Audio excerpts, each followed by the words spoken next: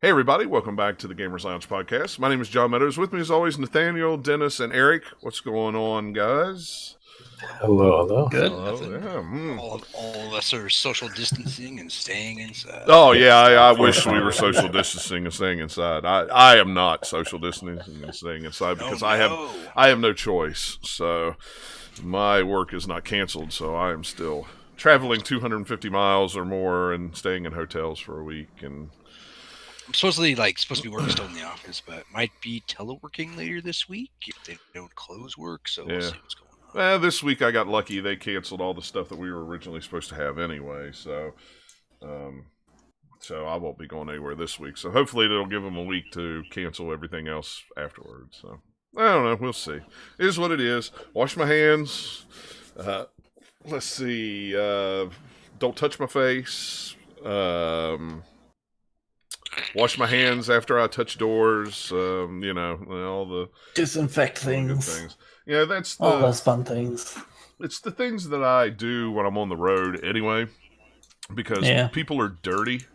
There we go. If you stand in a sheets bathroom for any length of time, at least in a men's room, you will see people go into the stall, use the facilities, come out, not wash their hands, Sneeze on their hands. walk over to the screen, the touch screen where they touch. How's it going? Where they touch to order food and then go pay for it. So with a debit card, so not only have they infected not only did they not wash their hands coming out of the bathroom, but they touched a screen and they touched a data pad too. So it's like That's where John carries his bucket of bleach and he sees this guy and he throws it on him. Yeah, so it's clean now. My eyes. Yeah, it's worth it. It's amazing how many people now coming out, but when they come out of a stall, actually wash their hands, and it's like, why did you guys not do this before? Because when you're out in public, that's gross. Because you're lazy. Yeah, I mean, but I don't know. It's been weird being out in it because, I was telling Eric before the show started, and Dennis too, that. Monday, it was kind of like a holiday. There wasn't a lot of cars on the road. The stores were kind of empty. Tuesday, it got a little busier. Wednesday, it got a little busier. Thursday, it was full-blown, we're bored, so we come out and, Walmarts are packed, Lowe's is packed. The store has 20 people in line to get food and alcohol. I can tell you, it hit me like last week. Last week, I went grocery shopping on Friday. It normally takes... The grocery store's not too far from my house. It takes like maybe half an hour for me to get done with everything. 10 minutes drive, half an hour in and out, 10 minutes home. It took me 2 hours, including 30 minutes waiting through the checkout line. It was snaked around that store, and all I could think about was like, oh no. Yeah. And then on Sunday, I went to the store that's just down the road from our house. And shelves were bare, hardly anybody in there. And I was like, dang. It hasn't been super bad here. But out of Mill. Drove around a little bit yesterday. I had to run some errands, and there were tons of groups of people at the park. I'm like, ugh. Yeah. Yeah, I mean, people are already getting bored. So, what do people do when they get bored? They go out. So, it hasn't necessarily been bad here, but one thing I noticed was I consider myself a pretty simple person. The other day, I went out just for like 10 minutes, and I was like, you know what? I'm going to go grab some yogurt. That's all I wanted. I just wanted yogurt. I'm not looking for paper towels. I'm not looking for toothpaste. I'm not looking for anything like this. I just want yogurt. That's all. Just yogurt. I went to the supermarket. Had to change of plans because no yogurt. Yeah. And I don't know why all of a sudden everyone decided to pick up yogurt. But it is what it is, I suppose. Yeah. It's crazy. It's absolutely crazy. It's just the usual here. No toilet paper, Yeah, we were in the grocery store like Thursday this week, I think, this past week, and it was like half of the stuff was just normal, and then maybe of the other half, there was maybe some of that was all gone. Some of it was just a few things on the shelf. Like if you want pasta, they might not have the one specific kind you have, but they still had some on the shelves. Yeah. Here we went to the store and they had no pancake mix. Just the whole section of pancake mix. It was just random stuff. It was weird. Yeah, that's the weird thing. Is like I don't know why everyone all of a sudden had an affinity for Greek yogurt. That's still kind of but it's I still like. I saw somewhere on social media the life hack for more toilet paper is to slice paper towels in half, which is funny, but don't do that. You'll ruin your plumbing. No, yeah, those will not flush. Those are not. They will, but they will start backing up. they're way too thick for it. Yeah, they will flush part way, and then it will reverse flush out of your toilet. You don't want that. You will be making a horrible mistake if you do that. So I will say apparently a lot of people have. Because I saw some article about like there's so much percentages of like sewage getting clogged everywhere now. I'm not surprised. Not surprised at all. Yeah. It's weird, some businesses are closing, other ones are booming, because of all of this. So, hey, but I ate out all week. It was very nice to be able just to order it on my phone, go to the restaurant, park outside, somebody brings it out, I sign for it. I didn't have to. And that's fine. That's what I do on the road anyway. So. I wonder if places like DoorDash, etc., will be used more often now for the next however long, just because they can take advantage of places, even if it's just carry out only. Yeah. They can still go and carry it out and bring it to you. Yeah, sure. Interestingly, though, plenty of beer still to go around. Though. Oh yeah, there was one store, one Sheets that I went into. They had ordered 300 cases of beer. Hey, they know what people need. Yep. They're like, oh no, forget the produce, give me that beer. Yeah. Now, see, up in Pennsylvania, up in Pennsylvania, the state-run liquor stores closed down. So the only place to get alcohol at is like Walmart or Sheets or other convenience stores that are still open. So people are going there instead of going to the liquor store to get what they want. So. Right.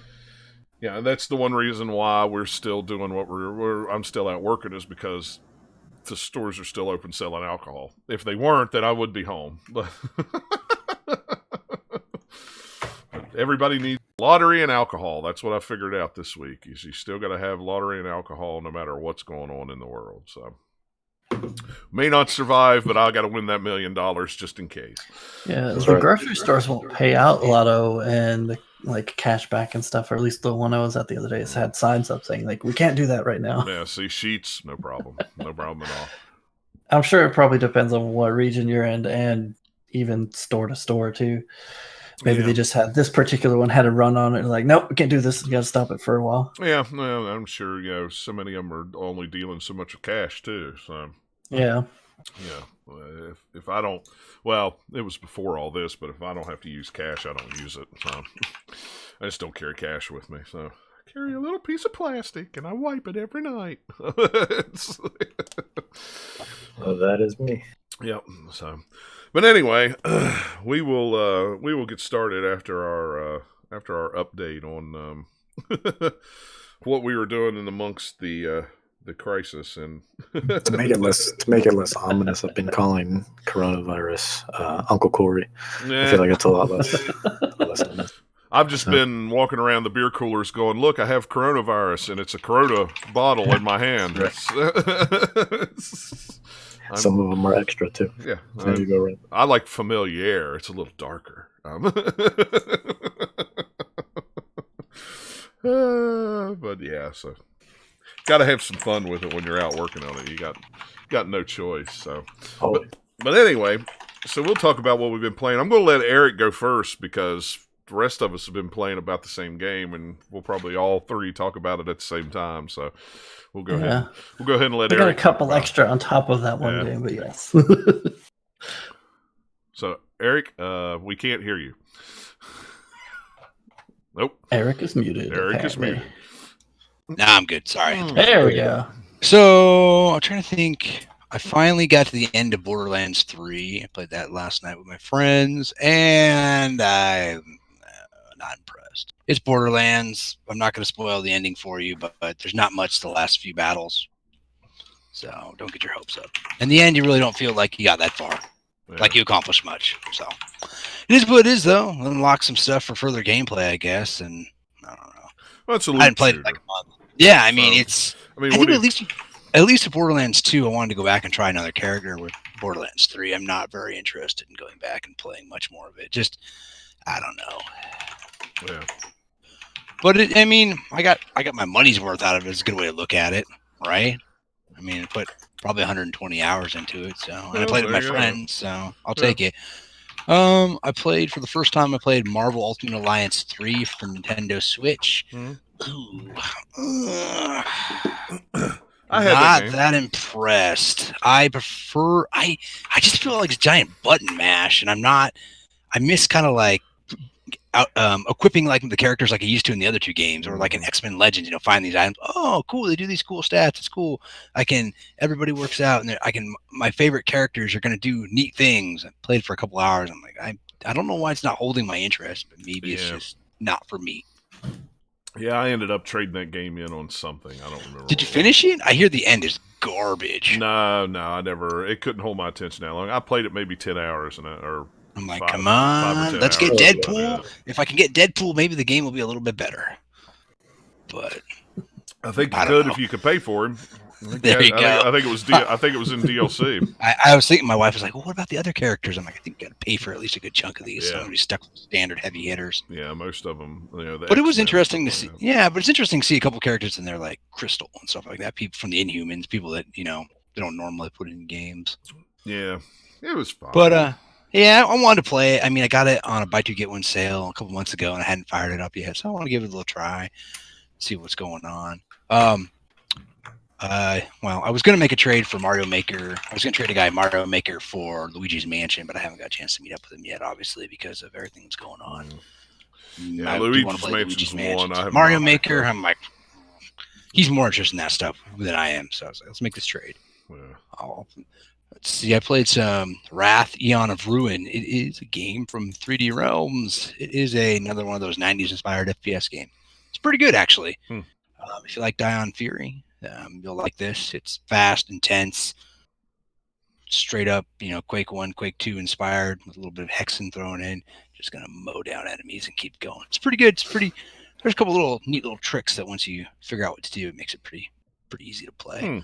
But that's still in early access from Steam, and we got a review code. We sort of finished that review a while ago, but it's only like part of the game is out. There's only 2 worlds and a handful of weapons, and they're just going to keep releasing updates. They already released a little bit of new stuff with a couple more weapons, so that's fun. I finally tinkered with my RetroPie some more to try to fix my MAME emulator. I spent over an hour today for a new build of RetroPie. Still can't get the MAME stuff working. I think it's the wrong emulator. Tried some other stuff, so I ended up spent like a half an hour playing Neo Geo stuff, and I was very happy with that. Yeah, I quit using MAME on it. I use I need to use Final Burn to run the emulator. Usually it's Final Burn or the Neo Geo one. I use it a lot. Yeah, the Neo Geo emulator works great, except for like maybe a couple of the more recent King of Fighters games. Everything works fantastic. Everything I play, I'm like, just like playing in the arcade with that giant Hori arcade stick. Yeah, so it's been pretty fun. What really aggravates me with those emulators and things is I wish they just had a update themselves. Well, no, I wish they just had one thing. I don't want an emulator for this and an emulator for that and an emulator for this. I just want one emulator that does all arcade. And I know that's asking probably a lot, but because every arcade game by a different company is a different beast altogether. But and I forgot to mention, I did try out the PSP emulator for RetroPie, and I was pretty impressed. Actually, it runs really well. I have never tried it on PSP. I was pretty impressed. I was playing a couple. I played just one of the Capcom classics remix to reload it, and I also tried the GTA Chinatown Wars. And both those games ran fine without any issues. I was like, I never really thought about playing those, but might as well try it just to see what it's like. Yeah, I don't know why I randomly wanted to play it today. I think it's because I was looking at my setup and I was like, I'll tinker with this again. So, yeah, I really like the RetroPie for my arcade games. I do like to play them. I like the interface. I like the way it works 90% of the time, except for when there's a little problem. There's 10 different ways on the internet to fix it. I'm just like, That's usually what I try to do is once I get it to where I want it and it works, I try not to mess with it ever again. Yeah. And so unless I have to, I mean, it's easier than It's faster than probably like soft modding a Wii or modding an original Xbox. I mean, it takes 20 minutes to set up once you download the Raspberry Pi image, and then there you go. And it's pretty much ready to go out of the box for most things. If you're standard Super Nintendo, Genesis, Game Boy Advance, Game Boy stuff will work like a dream. Nintendo, but it's when you start tweaking with things that aren't necessarily always supported, they run into a little bit of issues. But it'll just go in the projects list and keep getting worked on. And my goal was to put it downstairs in our living room with our other big TV and have a couple wireless controllers and just use it and play it when people come over. But got to make sure it works 100% first. I honestly haven't messed with it since I got the 4K TV down here. That's how long it's been since I've messed with the RetroPie. I mean, I played with it a month ago, 2 months ago, but I haven't updated or anything in over a year. Yeah. So. Yeah, I mean, I've got mine set up. It's got a external hard drive with I forget how many thousands of games on it that are just all running. Anything you could want to pick from. Pretty much. I mean, it's got just about everything on it. So, and there's still room for more. So, eventually. Yeah, that was the plan with mine. I have a nice little HDMI, USB dongle splitter that has a couple things plugged into it, and that was the plan. Small external hard drive loaded up, stack it up downstairs, but we'll see. Yeah. It's always that things you always got to work with them. It's always a working process going to be changing with RetroPies. I think you guys have been playing some of that game that came out for Switch, right? Yeah. Well, Nathaniel, I'll go ahead and let you start, and then you can talk about your other two games because I do want to know about Ori. I've downloaded it, but I haven't had a chance to play it yet because once I got home, I played Ori maybe a couple hours so far, not too much, but I've gone more than just like the intro. It's super gorgeous game. We'll get into the other one. I was playing Hollow Knight before it came out, and that was maybe a mistake in regards to Ori because Ori is not as precise as far as Hollow Knight is, and you're also like way zoomed further back. So on screen, Ori is much smaller, so it was just like a bit of an adjustment. Wasn't Ori easier though? Like it's more like no, it's not. It's not. Ori was pretty hard. No, the original was pretty hard. This one is Metroidvania game with lots of hard platforming in it. So you get a lot of different abilities that do things. So I've unlocked a lot of the same type of stuff that you had in the first game as far as that goes. Is you have like the little I forget what it's called, but it's like a launch thing where you can launch off of projectiles or lamps hanging around where you like stand and point an arrow and then let go and it slings you off. Have that. There's like a grapple that I've got. I've got a double jump that I just upgraded to a triple jump because I got a cool thing that I equipped to make it into a triple jump, which is nice because the double jump is trash. The second jump just basically makes you spin and it doesn't give you much extra height. And I've got like a dash that you can do on ground or in midair. So there's a decent move set for around. But the difference in this game that's really big is you have 3 of your 4 face buttons are basically like programmable or whatever. You get different abilities that you slot into whatever button you want. And you start out like the first one you get is a laser sword. And then you get like a bow and arrow one. I've got one that I can hold a button to heal myself using energy. I've got one that's a like they call sentry. That's like a little ghostly butterfly that automatically shoots things for a little bit before it runs out of its energy. I've got one where I can use like this feather to like blow wind in a direction. And there's still several slots that I haven't got yet. So there's going to be a bunch of those different kind of abilities and things in there. Yeah. How is the performance of it? I've heard people say that there's frame skipping or something in it, or that they have whether they play on PC or Xbox. The engine that they have on it for me seems like it struggles with particles, because sometimes when there's like an explosion or two or things going on screen, it'll like lock and then like go back up to normal frame rate. Because like just running normally, I'm running like 120 something frames per second on this thing. And it's all what couple of settings there are maxed out and running at 1440p on my high refresh monitor, and it's fine. It's just whatever the optimization in their engine is, or it's just there's so much crap that is pushing that they need to patch it a few more times to really get it locked in, or whatever's going on. I don't know. It doesn't seem anything like egregious like other games I've had that are way buggier. Just it slows down every once in a while. It's not even that much. Yeah, it's just I've read that's what I've read people online. I've seen some of that too. But for me, it's run pretty well, except for every once in a while.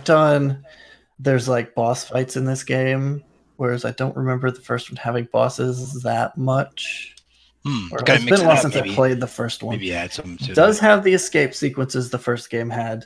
So far, the couple of escape sequences I had are not too, crazy, because there's a couple of them in that first game, especially if you play the regular one and not the definitive edition, like the original release. There's a couple of those that were super tough and very frustrating.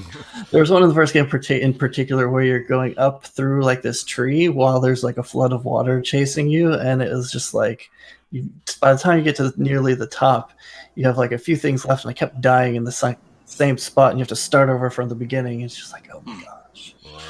You can't make any little mistake or you're dead. So far, the couple I've had in this game haven't been too bad, but there's plenty of room for them to get worse in the future. Yeah. I'm not super far in.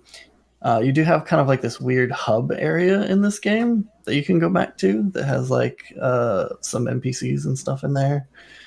You have like a little owl friend in this game. It's super cute. The art style is pretty similar to the first game, even though they've gone kind of full 3D with it. And so that allows them to kind of play with space a little bit. There's a time where there's this big kind of creepy, what I'm eventually going to fight, I assume, some guardian of part of the forest. And it looks like a kind of zombified bird that walks on its wings. It looks really, really cool. So it's like looking at you in the background as you're going through, and then one part it comes through you towards the camera. But for how you're doing it, it's all just kind of like the 2D platform, side-to-side stuff, even though it's got depth and everything to it. It's a very gorgeous game. It's a lot of fun. It's just, I wish it was more precise, because there's some parts of the platform that like, hey, this requires precision. But because of whatever physics that they're doing in there, it can be just slightly different, and you're going to miss it, versus you do what feels to you almost the same inputs, and you're going to make it that time. It's just like momentum plays a lot into it, and some other things like angle that it's kind of hard to get it exact every once in a while. You're like, oh man, I should have done it. It's still really awesome. It's pretty good so far, so I'll keep playing. I had, it's on Game Pass, so I added it on my download, but I haven't played it yet because I'd been super busy with everything else. So, and then when I got home, the other game was out, so it's like, okay, well, I haven't played anything else. So, yeah, I haven't been able to jump into it myself. I really want to, because I love the first one. I love Ori and the Blind Forest. So yeah, if you love the first one, you're like, this one is got like it's kind of like they took that first one idea and expanded on it in a few areas, but it's the same kind of a game. There's still a lot of similar types of jumping puzzles and things. Yeah, I just did kind of an area where you're starting up kind of a windmill that's been taken over by whatever thing is rotting the area. So you have to start all these different gears, and by the time you're done, it clears the water, and then you can access different areas of the map. But it was fun puzzles where there's like these different rotating gears, and you had to jump through them and do all this stuff. That was really fun. Cool. Yeah, that's exciting to me. It looked like it was just like really just polishing up and expanding the what Ori already kind of laid a foundation for. So it looked really great. The moment they had preload for it, because I have it via Game Pass as well, I was like, all right, let's do it. Let's jump in, because I'm excited. I still haven't played it yet myself though, but it's on there. It's on there. I'm excited for it. Yeah, like it's got a lot of cutscenes in it so far. It's just kind of interesting for this type of game. You don't typically think of it having like lots of cutscenes. Like some of them are just like, here's a little bit of dialogue while it's like actually just sitting here in your normal perspective, and then some of them are like full on camera moves and all sorts of stuff, like fully done cutscenes. So yeah, it's got a lot more to the presentation side even than the first game, which is already like super great on presentation. Yeah.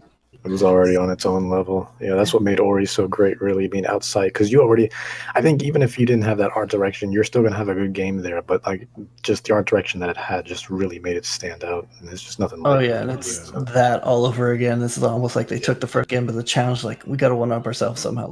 Let's do it. Yeah. We know we can. I love it. We can do it. I love it. Yeah, guys like them and the team behind Cuphead as well. I respect teams that really just put in a whole lot of work and emphasize the art just as much as anything else from the game. To really just have like a beautiful package, like in the case of Ori. Yeah. Yeah. So before that came out, I was playing Hollow Knight because I was like in between games. I'm like, I don't know what I want to play, and then somebody that I watch on YouTube started putting up loads of they had streamed it on Twitch, and so they've blocked it out in like 20-30 minute chunks and been uploading it to their channel. So I was watching a couple of those at the beginning of the game. I'm like, man, I remember this game, liking it a lot. I never finished it, so I should go back and play it. So I played it on PC for like maybe a couple hours when it came out. Then I got on Switch and played for many hours and got pretty far into it. This time I'm even further than I've ever got before. I'm right at the final boss. There's some other optional bosses and areas I haven't done that I could go do. But as far as like main game, I think I'm 97% complete, something like that. Wow. But man, that game is so good. And it gets so hard at the end. Oh my goodness. Yeah. Like it starts out and it's like, okay, this is fine. I've got this. And then there's like, especially your first time through, there's a couple of the boss fights that you're like, all right, I got to do this a few times to get the hang of it. And then you're like, okay, I'm good. I've gotten powered up. I've gotten extra health upgrades now because I've explored and I've got all these different abilities. And I've upgraded my weapon and all this stuff. I'm good. And then you get to the end, like some of the stuff at the end, you're like, oh crap, this is super hard again.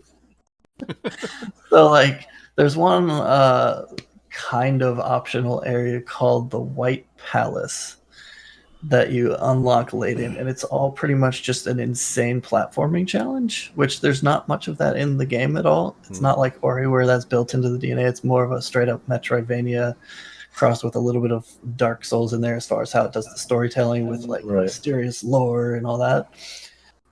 There's like all sorts of like, it's like this kind of castle-y tower place, and you're trying to go through all these different traps where there's spinning saw blades and spikes and all these different things. It's really, really, really tough. I finally made my way through it. It took a long time, but it was so frustrating. It sounds like it's like be. I thought I had a handle on this game, and then I go in there, I'm just like, oh. Well, by this the thing way, took like 2 or 3 hours to get through, and I thought it was just like, oh, it's a new area. It'll take a little bit to get through. I've been really wanting to play that game. I'm a big side-scrolling platforming guy, so that game looks incredible to me. But I can't remember. I'm pretty sure I bought it somewhere. Like I'm just in that. I've gotten to that point now where you just buy so many games and you can't keep up with what you've bought or where you've bought it. Like you've bought it, but then you're like, did I get it on PlayStation, Xbox, Switch, PC? Where did I get it? So Hollow Knight is one of the like best games of all time, as far as I'm considered. Like I've heard nothing but great things. So good. It's super polished. It's really, really like precise.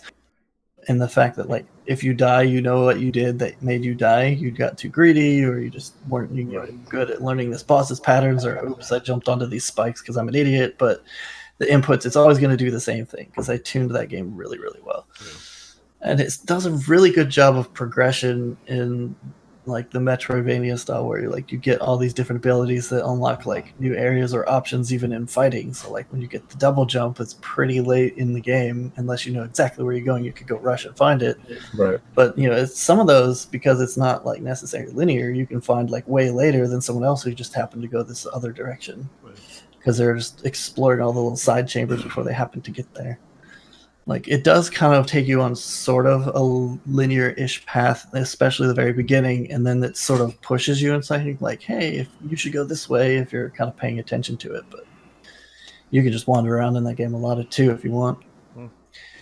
But yeah, it's like got lots of fun different environments. The art style is great. You get like really good upgrades. You get all sorts of fun, just goofy characters that you meet, and everybody's bugs. So that's a fun, different aesthetic than any other game. There's like an optional thing that was part of some of the add-on content, because after the game came out, there's like 2 or 3 different DLC packs they added into it for free. And it's like this weird like circus where the main guy is kind of this weird vampire bug. And like you get some different like side quests to do. It was like really neat looking, kind of different design than a lot of it, because most of the game is either very just like dark blues or browns or grays, depending on what area you're in. And then there's like kind of a couple lush areas that's lots of green, but like this circus stuff throws a lot more red into it than you see in the rest of the game. So it's like an interesting contrast. And it's like, oh hey, that's cool. Right. Don't see as much of that color. Yeah, I'm pretty sure I have that on. I think I've got it on Switch, and I have not fired it up yet. I don't even. Yeah, I'm pretty sure at this point it's been probably free on PS Plus or Games with Gold at some point. Like it's been on all the different platforms. PS Plus, but it's been. I think it was front Games with Gold easily. But yeah, it's been around for long enough that chances are you've either like bought it or got it somewhere. It may even be on Yeah, Game I'm pretty Pass. sure I I don't have. know. Yeah, I don't know. But I'm waiting. They haven't said when, but at some point this year the sequel's supposed to come out. I can't that's wait to right. play it. Yeah, Yeah. they announced that in like a direct, didn't they? I think. Yeah, it was so- like I think Nintendo was the first one to do it, and it's still supposed to be 2020. We'll see. But I can't wait See for if that Uncle one. Corey, man. We'll see what happens. Because the sequel you're playing is a different character, but it's a character that was in the first game, and just Ah. based on her moveset and the couple times you fight her, I'm like, ooh, that could be cool. And the little bit of footage they've shown of it, it's like, all right, I'm good. I'm in. Just put it out and I'll buy it. Yeah, I'll be there day one. that's all they got to do. Just put it out whenever you Yeah. want it out. I'll buy it. Sure. So yeah, other than that, since Friday, I've been playing that other game we've all been Yeah. playing, Animal Crossing on the Oh, no, Nintendo I've been playing Switch. that game. Oh yeah, that came out, didn't it? I got home Friday, and that was the first thing I did was because I bought it digitally, and Nikki, I bought it for Nikki physically because I didn't see the point of having two cartridges around the house. It just seems silly. So I mean, I wanted at least one physical to put in the collection. So I'm like, you know what, you buy it physically, I'll buy it digitally. And she ended up going to GameStop on Thursday. Because I don't know, it was stupid. Amazon sent an email Saying it's gonna be delayed. saying right? it was going to be delayed, so they weren't going to get it till like Tuesday or Wednesday. And she was like, Yeah. "No, this is unacceptable. I can't wait that long." So I said, "Well, GameStop's got it early. I said you can run over to the GameStop or call them and see if they got it." And so she called them, ran over, picked it up, come back, and I was going to cancel it, but by the time I started to cancel it, they said it had shipped. So I'm like, well, how long is it going to take to get here? It still got here Friday. It's like, Nice. why did you send an email that said it was going to be delayed and then turned around and still got it on Friday? So From the stories I saw, it was going to be delayed for some people, but yeah, I don't know. yeah. They're So just all I did was I turned around and got online and returned it. So I just put a label on it and sent it back to Amazon. It was like, it's like, oh crap. What kind of sucked about it was it was where I pre-ordered it. It had dropped one night to $49.94, so I would have got it a little cheaper, but I had a GameStop yeah, I hadn't coupon, pre-ordered so. it or anything, so I just bought it. Like, I technically pre-ordered it a couple days early when all the reviews came out, and was like, yes, okay, because of circumstances, I'm definitely getting this game now. So Yeah. Well, and I bought it digitally. Yeah.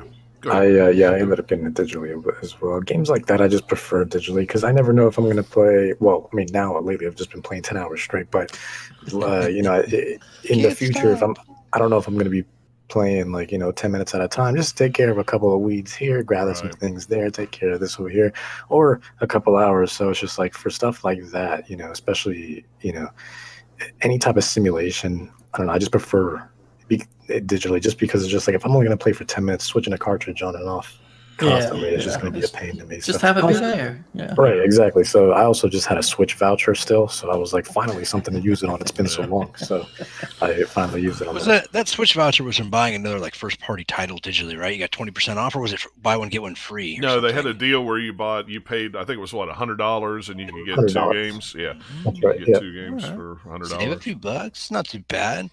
Yeah, knock off 20 plus, that's a good deal. Good choice to use it. Might as well use it on a game that you're gonna like, right? Or a game you're gonna play for a long time. Yeah. Right. Well, that's why I was a little confused, a little worried at first, just because I've never really been big into Animal Crossing or simulators in general. I mean, Stardew Valley kind of opened my eyes to it, and I was just like, oh my god, this is amazing. But I'm still very picky in the simulators that I play. However, to make sure that I felt like I could at least get something out of it, I had been playing, I think we talked about it on the last podcast, I've been playing a lot of the Animal Crossing Pocket Camp just to kind of understand at least how it works, I understand it's not real Animal Crossing, but I wanted to at least understand the mechanics of it, how it at least worked. And I was enjoying it, so I was just like, well, okay, well now I want the real thing just so I don't have to play mobile garbage. I hear Animal Crossing right now. Somebody's playing it as we speak. Yeah, I'm not paying off my loan. No. What are you talking about? I'm in the middle of working on some random design at the moment. It's okay, I'm on it too. Oh man, the editor in here is so good. Like the pixel art editor, it's even when you start, it's good. Then you get the advanced version, and you can do some even cooler stuff with. I've already designed Akiyama suit, Kiryu suit, and Majima suit from Yakuza. I need to borrow those at some point. I need to get those because I couldn't get any. I haven't been getting any clothes, and I didn't want my default stuff. So I was like, all right, well, I got to design something. So I was just like, let me dress up like Kiryu right now. But no, it's really, really, really good. The thing that I did was there's a website you can go to if I can pull it up, and you can upload any picture to it. Correct. I've been using that as well. Actually, yeah, I think I know what you're talking about. It will give you a QR code because I don't know if you could see it there in the camera if it focuses, but you see that little picture there by my hand? That's a picture of Pete. It's a picture of my dog, and I put him in my house. I got a picture of him. Yeah, see, Barry kind of looks like he's looking at the camera. It's really cool. I've been designing a lot of stuff, but there's a couple of canvases in my house that I did use the little QR code scanner for because I wanted to have and your wallpaper in your house is unbelievable. It was hilarious. Okay, so Nathaniel and those that didn't know, we talked about this. We talked about this with Eric before the show. So last night before I went to bed, it was like, let me just see if any friends are online, and I'll just invade their game real quick. So Dennis was online, and I just hopped into his game. Well, he just happened to be doing a live stream of it while I hopped in. And so I'm watching the live stream while playing the game so I can hear what Dennis is saying and communicate. But anyway, so I walked into his house and of course he's not there, but I walked into his house to see what was going on. He has wall-to-wall Shantae wallpaper of the little Shantae. Just a little square about this big of Shantae all over the wall. I just walked in and I just went, whoa. It was I can't help it. I love Shantae. She's one of my favorite characters. One of my favorite series. Great. I can't help it. But yeah, no. The creator and one of the devs, Matt Bozon, before Animal Crossing had come out, he was like, "Hey, I designed this in New Leaf a while back, so I'm going to repost the QR code so when it comes out you guys can use it if you want." I was like, "Oh, I'm taking that, absolutely." Yeah. I didn't know what to do with it though, so I was like, "All right, wallpaper." That's where you go. Yeah. But so how do you use like a code or whatever? Is it in the editor somehow that you can upload a code? No, you have to use the online app on your phone. Yes. Okay, you can't do it in game. You have to do it with mobile something. Okay. And what it does is when you use it through, like you scan the QR code with your camera on your phone, and then it will appear in your inventory or mail, or there'll be a package, and then it'll send it to you in game, instantaneously.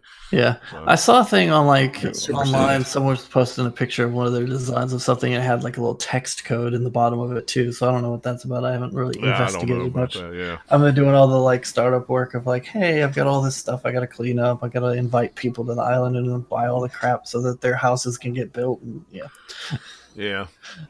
use the editor later. I just was piddling around with it because I was going to do it for a shirt. And I made like one or two designs, and then I was like, all right, I'm going to get it way more later. Yeah, it was like, I don't want to design my own. I'd rather just have a QR code of somebody else that does it. And I'm going, oh, that's cool. I'll use that. Because I'm not the creative type like you guys are that can go in. And oh, man, I'm going to go look up some pixel art and remake this because it'll be fun.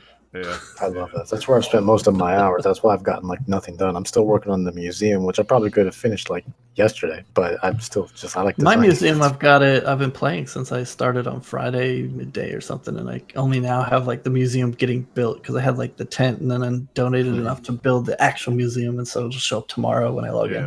I need 2 more. I need to give him 2 more things before I can. I think I need. I need to go. I really need to go to somebody else's island because I've got to the point now where I'm catching the same things over and over. Of course, now it's night, so I may be able to get something that I haven't donated to him yet. I don't know, but you probably can. There's a few different bugs and fish that are different at night. Yeah, because he just showed up. I just finally got him this morning, so I'm a little behind with that. But I've already paid off. I paid off my my Nook miles, and I paid off my house. And then as soon as I paid off my house, I immediately got a bigger house to pay off for that. So, of course, I just paid off the 100,000 loan, and now I have one for $350. Oh, okay. Yeah, I've got the 198,000. So I just did a minute ago.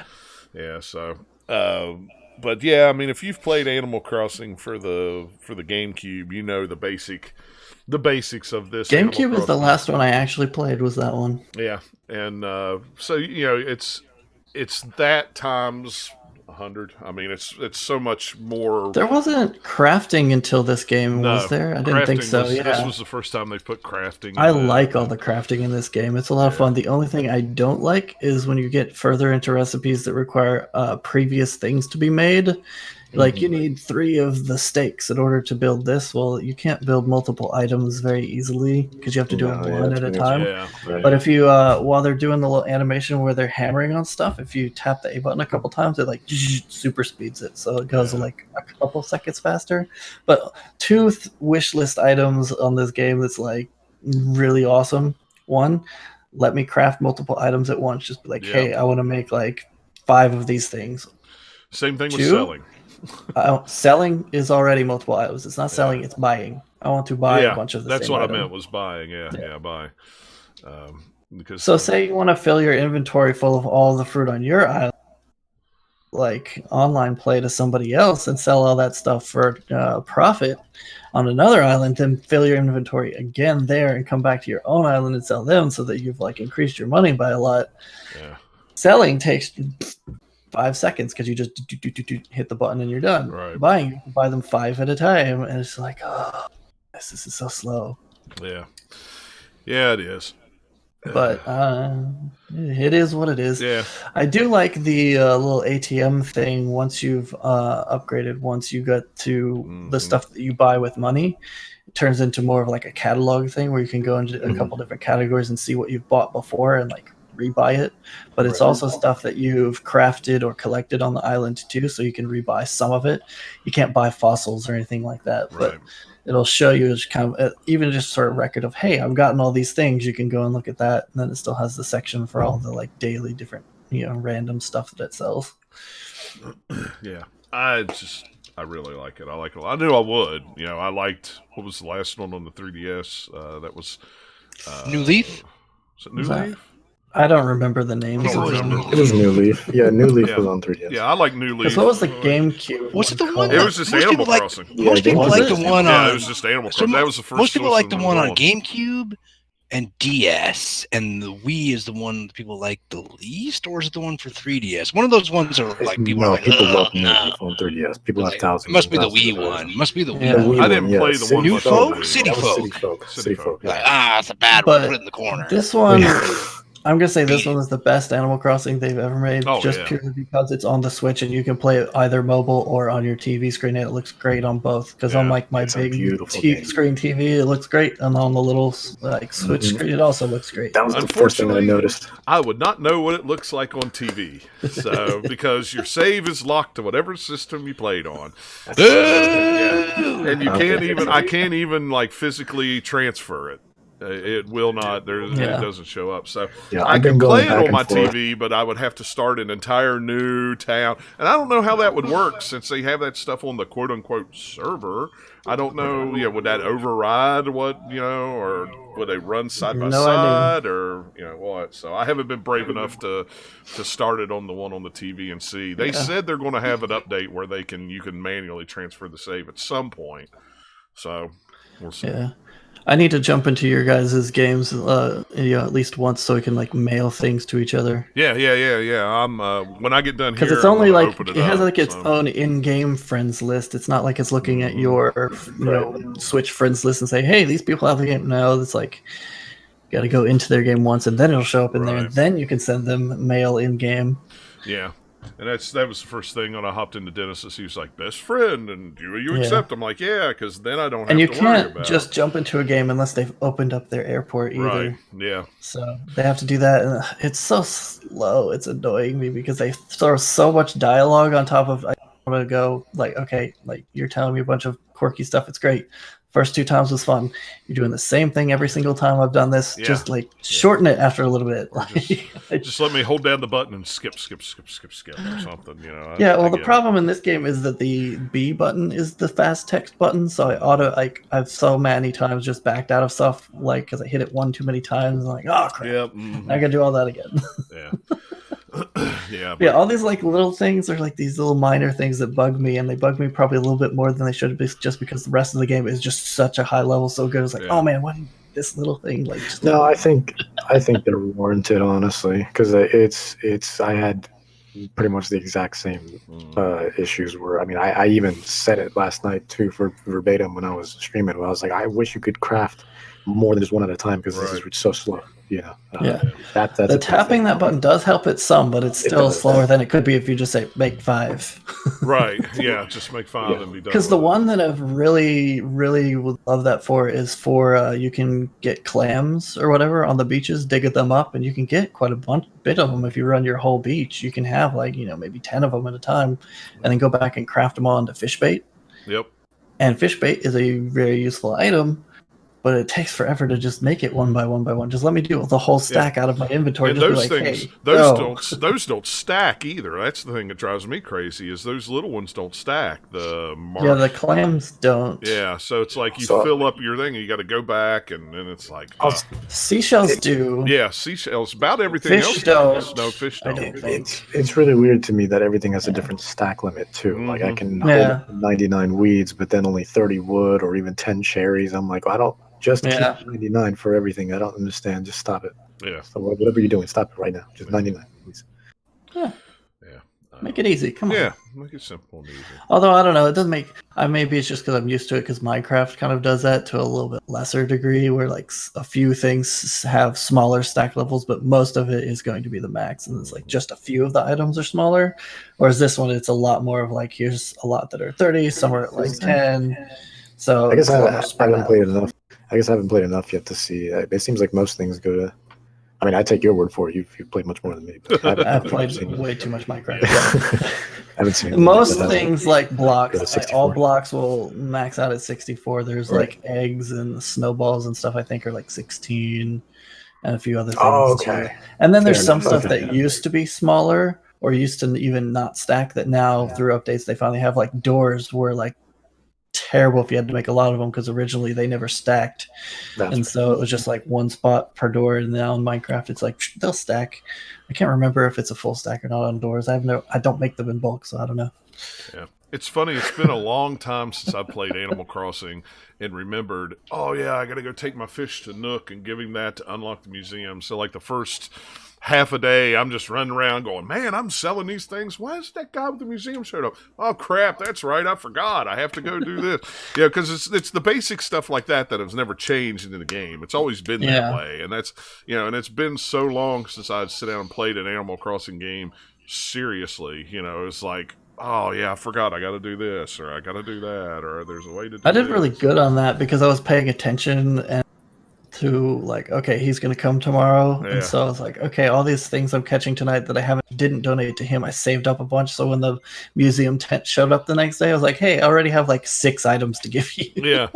Yeah, and that's the way it was with me. It was like, okay, now I remember. And so I'm waiting for the 10. I'm just catching, and I'm going to Dennis's Island and trying to catch some things, some fish that I can't catch there. And then I'm like, ooh, Dennis has cherries on his island. I'm going to buy this cherry hang out and go over and I'm going to bury it and make me some cherry trees. And, and Nikki's got peaches, so I'll go run to her island and get peaches and plant them. As someone who's never played the games, does this one encourage more social interaction than the others before? Like on the 3DS, there's probably some stuff. This one's really like, hey, hang out with your friends, especially with Street Pass. Okay. Yeah, it was all Street Pass. There wasn't any real online. This is like really their first online thing. It's a great hangout game. I've noticed. I had a great time. Like when we were playing, John, that was awesome. That was a lot of fun. Just hung out and hanging did nothing. Out, doing your thing, nice and soothing, relaxing. That's good. Yeah. And now I finally got my pole, so I can go to other places on Dennis's Island. It took me forever to get that stupid pole. We cheated by a girlfriend was going to get all the different fruits by going on like Reddit or somewhere to find people who put their online codes up to jump in, and she'd jump in and get stuff, and she bought the recipe for the ladder before we could get the ladder. Oh, that'd be nice. Yeah, I need to. It's like, yes. Yeah. You need to drop into my game and leave me. So I got it like a day early. Yeah, I noticed Robert was on Facebook the other day. He was trying to get together with all these other people to get all the things. But like, I got coconuts planted on my beach. I got apple. I got cherry trees planted. It's. I think I've got apple and cherry and palm trees planted. Is all I've got. Yeah, I'll wait till my girlfriend's stuff grows and then just go get it from her. Yeah, that's the way to do. That's what Nikki will do to me. I'll plant all that. And she'll like, this is a long enough term game. And I'm like, I'll get it. It's fine. Yeah, that's the way it'll be with me. Nikki will just go, he's planted all that. I'll go pick it. I won't bother planting it. So I know how this is going to go. I've already read the writing on the wall on that. So, but. What kind of people do you have on your island? Did you start with? I have a superhero rabbit and a hamster who likes to work out and calls everybody bro. Yeah, I got a dog that likes to work out, and he's always calling everybody bruh. Hey bruh, do you live? Bruh? It's so good. Check out, bro. And he's calling what is it? Oh yeah, Hammy, because he's like, hey Hammy. Up. And the rabbit calls people cottontail. And yeah, it's all whatever animal they are. I guess they have a pun for it. So I got the goth. It's a goth female sheep. Is what? Nice. You got Roxy. That's so she's always going, "Hey, Nightshade, what's going on?" It's like apparently there's 300 something different characters that could eventually show up on your island. I think. It's there's a lot. Might be a little overlap on some of them. Where hey, I'm a different animal, but I got a similar personality. Yeah, probably. Some of them are just palette swaps, honestly. Yeah, I'm sure. But yeah, I'm having a good time with it. I need to keep talking to them so they can get all the emotes and get all the recipes. Apparently, if you talk to them when they're in their house by their bench, they're more likely to give you a recipe. Oh, okay. I didn't realize that. I try to talk to them at least once a day. The first thing I do when I start in the morning is I go over and talk to everybody. Yeah. So, that's what I try to talk to them all. They'll give you a few different things. That's how I got a shovel so early, and it's not a flimsy shovel. It's a shovel that just lasts. I've never had to replace it. So if it's the iron one or whatever, it will break eventually, but they do last a lot longer than the first run of tools. I don't know. And then there's gold shovels, I think, after that. I don't know. And so maybe it's also something different because I have just got the ones you can craft. I haven't got anything. Mine, special. it just says shovel. It doesn't say iron. It doesn't say flimsy. I think that's the iron shovel then, because I think the one that you do, I'm not sure. Hang on, I can check in my game. What is my shovel called? That's all I know. It's just called shovel. That's all. Yeah, mine is called shovel. Okay. And it has a gray, Yeah. Fade. Mm-hmm. Yeah. Okay. That's kind of the second level of shovel. Right. I wasn't sure. I hadn't bought the recipe for the second level of stuff yet. I've just been I've got so much of this and that. It's if it breaks, it breaks. It's fine. I don't have to worry. I'm not worried. Yeah, I got a cool, a gothic something or other mirror that basically looks like someone made a vanity mirror, like a small, 2-foot tall mirror, not like a full length mirror, but one you'd set on a table. Yeah, looked like it was Castlevania themed or something because it's got gargoyles and stuff on it. It's really cool. And then Stonehenge fell from a balloon and it's really big, and I put a picture of it on Twitter. It's fun. I got a bathroom sink from a tree, so I want everyone to think about that. I don't know how that happened, but shake trees because you'll get furniture out of trees. Yeah, I shook a tree on Dennis's island, and I've got 1/4 of a wrestling ring. I got the blue corner. I just don't have the rest of it yet. It's like a boxing ring or a wrestling ring. So I've got one corner of a wrestling ring so far. So I need whatever the other colors are. I've got a small food cart with a chalkboard sign next to it on my island because those were the 2 random items in the store today. Oh yeah, I need to pick up. Hey, my island's just hey, this thing I got, I'll just randomly plop it down in places. It's just kind of hey, here it goes. I need to buy they got in the store today. They have a pot, a stove, like a open pit fire pot. Oh, nice. I need to buy that. So I gotta remember to do that before things change. I've got a Razor scooter that has a light on it at night. Nice. I don't know. I got so many random things that either shot down from a balloon or come out of a tree. It's just oh, that's weird. Yeah. Yeah, it's hilarious. I have lots of friends on my friends list because of what was the Nintendo thing that everybody got on the phone when it first came out, and everybody was friending everybody. Oh, the app, right? Me too. Yeah, Yeah, let me, me too. I have hundreds. So when everybody started yeah, getting yeah. Switch, That they thing was just garbage. started adding. Everybody was like, "Add me to your Switch." So I got so many. So like yesterday evening, I had 43 friends online at one time, and 40 of them were playing Animal Crossing. The other two were playing Doom and Luigi's Mansion. I was like, dude, Oh, I Luigi's wanna play Mansion Doom guy is so just out on bad. his luck there. He hadn't bought any new game. What's up with that? He's like, I'm catching up on my backlog. Yeah. Doom, I heard really good things about Luigi's Mansion isn't that old though. No, I still need to pick that one up. Actually, that's one. Luigi's Mansion. Yeah. It was good. The demo was pretty fun. I was pretty surprised. Yeah. It's got a lot. It looks good, easy to play. I think it'll be one of those games that you just kind of pick up and play for a bit, put down, come back to it. Yeah, I always liked it on the GameCube. It was one of my favorite GameCube games. So. Speaking of Doom, I saw on social media a few different posts. They're basically like, there are two kinds of people in this world, and they have like a screenshot of Doom and Animal Crossing. Yeah, I really like the crossings that they were making of it. It was like Doom Eternal or Doom Crossing or whatever it was, or Doom Horizon, and they were. Can I play Doom where Tom Nook is the Doom guy? Yeah, that's how some of that stuff. That was pretty funny. Yeah, and somebody did an interview with the developers of Animal Crossing, and they were like, "Yeah, we love it. It is the greatest thing. The greatest how the crossover is. They really like it a lot." So specifically, what we're saying, just go buy Animal Crossing and play it. Yeah. Of any games to play. With all this crap going on, this is the game to play right now. Yeah, it's relaxing. Yep. It's time consuming. Yep. And relaxing. It's super cute and chill. It's like it's fun. And you can hang out with people too. Yeah, and it's just chill. And and I'm going to say this, and I told Nikki today. I said, thank God Animal Crossing came out when it did, because I was just about ready to quit Twitter on Thursday. But once Friday rolled around, all that crap went away, and it was nothing but Animal Crossing on my Twitter feed. So I'm like, yay, finally, something. Something positive. A ray of sunshine. Yeah, God have mercy. With cartoon animal faces. Yeah, and I'm fine with that. I'm absolutely fine with that. Yeah. Well, I'm glad there's some positivity, and glad people, are like, we're excited for Animal Crossing. People are happy to play it, do their thing. So that's good. And Nintendo's happy because they're making a buttload of money. Well, I mean, that's what happens when you make a game. Also take the time to make it really great. Yeah. And Animal Crossing was one of those games that I didn't care if they would come out and say, "Oh, it got delayed 2 months or something." Fine. I want it to be good right out of the gate. I don't want it to come out and then have a bunch of updates. I don't. It's super, super good out of the gate. It's awesome.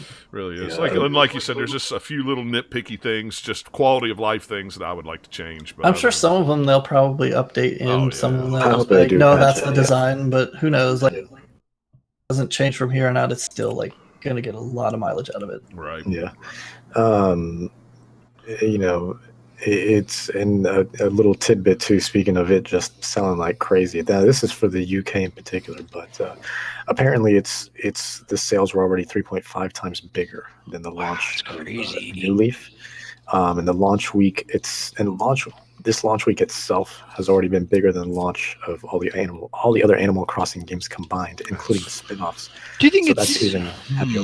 I believe it just because people are more like online and more like hooked in and more aware of what's coming, and because the Switch is bigger, maybe.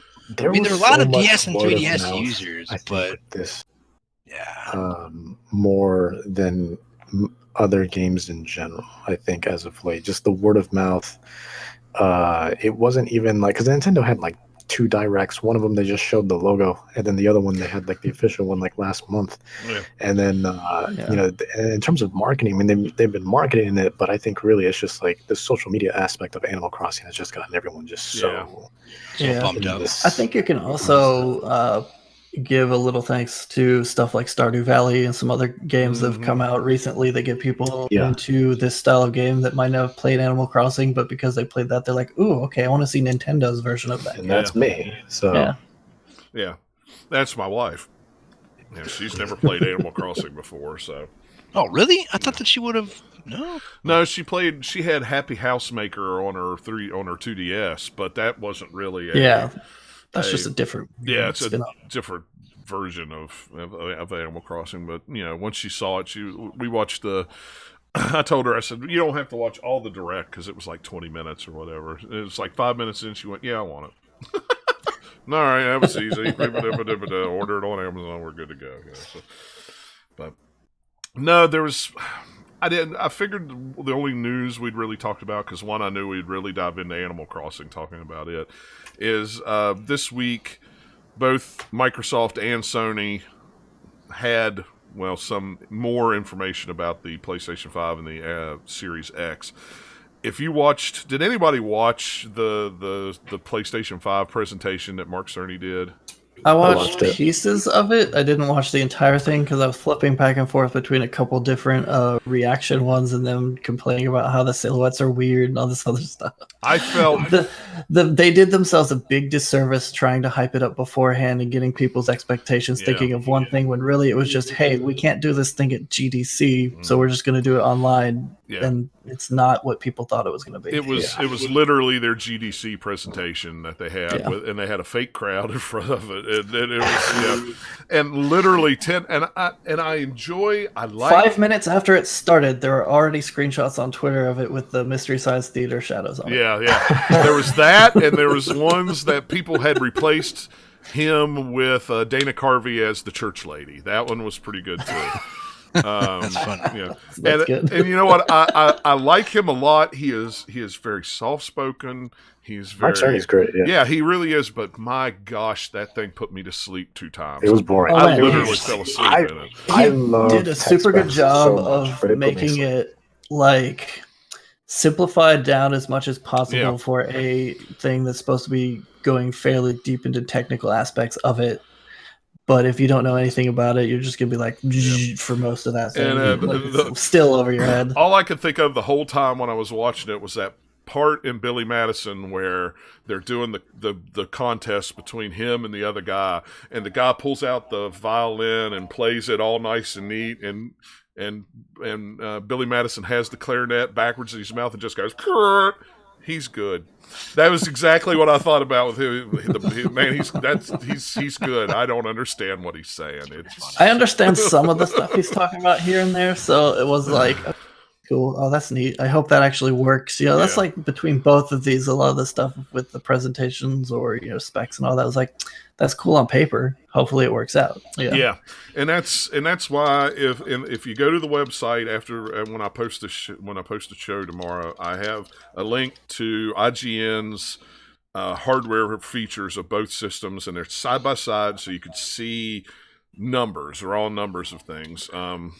Which is still a little bit misleading. Yeah. As well, because they're not like the equivalent machines because of the way that the hardware and the software ties into it is different, and so like this one might look like it has less, but it actually, because of the way it works, it's still I'm betting they're gonna be about the same. And that's the last 2 generations, they're pretty equivalent. This is hand in hand. This generation is going to be real interesting because this time both systems, while the specs are pretty close together, they've went 2 entirely different routes with things.